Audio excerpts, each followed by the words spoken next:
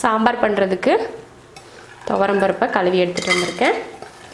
துவரம்பருப்பு இல்லைன்னா பாசிப்பருப்பு, உங்களுக்கு எந்த பருப்பு விருப்பமோ அதில் நீங்கள் சாம்பார் பண்ணிக்கலாம். இந்த டம்ளரில் 1 டம்ளர் துவரம்பருப்பு போட்டிருக்கேன். ஒரு 7 பூண்டு பல் சேர்த்துருக்கேன். ஒரு 10-15 போல் சின்ன வெங்காயம், நீங்கள் சின்ன வெங்காயத்துக்கு பதில் பெரிய வெங்காயம் கூட சேர்த்துக்கலாம். அப்புறம் 2 தக்காளி, அப்புறம் மஞ்சத்தூள். இப்போ தண்ணி சேர்த்துடலாம். பருப்பு முங்குற அளவுக்கு தண்ணி சேர்த்துருக்கேன். குக்கர் மூடி போட்டு விசில் போட்டுக்கலாம். ஸ்டவ் ஆன் பண்ணி 4 விசில் விட்டுட்டு ஆஃப் பண்ணிக்கலாம்.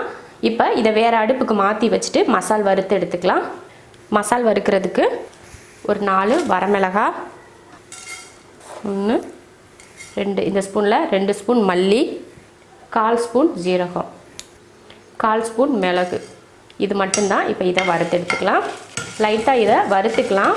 பச்சையாக கூட நம்ம வறுத்து எடுத்துக்கலாம். நல்லா அரைப்படாது அப்படிங்கிறதுக்காக தான் நம்ம வறுத்துக்கிறோம். எண்ணெயெல்லாம் ஊற்றி வறுக்க வேணாம், சும்மா வெறும் கடாயிலேயே நீங்கள் வறுத்துக்கலாம். நல்லா வறுக்கிறப்போ நல்லா மணம் வந்து கொஞ்சம் கலர் மாறி வரும். அந்த டைமில் எடுத்துக்கணும். இதை வறுத்தாச்சு, ஆற வச்சுட்டு அரைச்சிக்கலாம்.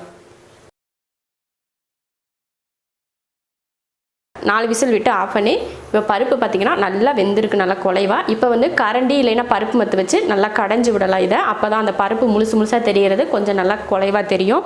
இது போல் நல்லா கலந்து விட்டதுக்கப்புறமா நம்ம வறுத்து பவுட்ரு பண்ணோம் இல்லையா, அந்த மசாலா இதில் சேர்த்துக்கலாம். பவுட்ரு பண்ணுங்கள், இல்லைன்னா தண்ணி ஊற்றி கூட அரைச்சிக்கலாம்.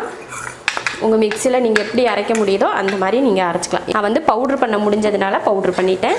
இப்போ தண்ணி சேர்த்துடலாம். உங்களுக்கு சாம்பார் எந்த அளவுக்கு தேவையோ அந்தளவுக்கு தண்ணி சேர்த்துக்கோங்க.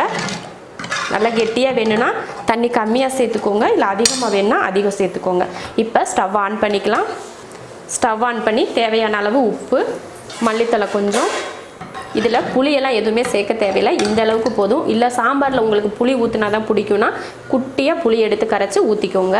இப்போ இது வந்து ஒரு 3 நிமிஷம் இல்லைன்னா 4 நிமிஷத்துக்கு நல்லா கொதித்து வேகட்டும். இப்போ நம்ம மசால் பொடி போட்டிருக்கோம் இல்லையா, அந்த மசால் வடை போகிறதுக்காக கொதித்து வேகட்டும். ஒரு 3 நிமிஷம் இல்லைன்னா 4 நிமிஷம் வரைக்கும்.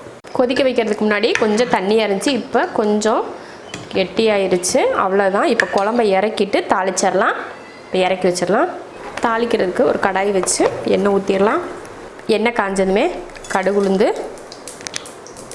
கொஞ்சம் ஜீரகம், ஒரு வரமிளகாய், கொஞ்சம் கருவேப்பிலை, கொஞ்சம் பெருங்காயத்தூள்.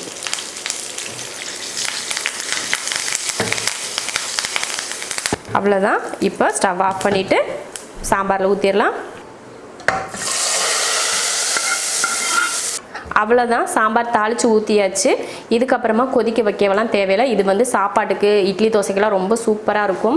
நம்ம எப்பயுமே சாம்பார் தூளெல்லாம் போட்டு சாம்பார் பண்ணுவோம் இல்லையா, அதுக்கு பதில் இது மாதிரி நம்ம சாம்பார் பவுடரை அரைச்சி இதில் சேர்த்துட்டோம்னா மனம் வந்து அவ்வளோ சூப்பராக இருக்கும். அதனால தான் இன்றைக்கி ஒரு நாள் நான் அரைச்சி ஊற்றி சாம்பார் பண்ணியிருக்கேன். நீங்களும் இது போல் சாம்பார் செஞ்சு பார்த்துட்டு பிடிச்சிருந்தா லைக் பண்ணிவிட்டு ஷேர் பண்ணிவிட்டு கமெண்ட் பண்ணுங்கள்.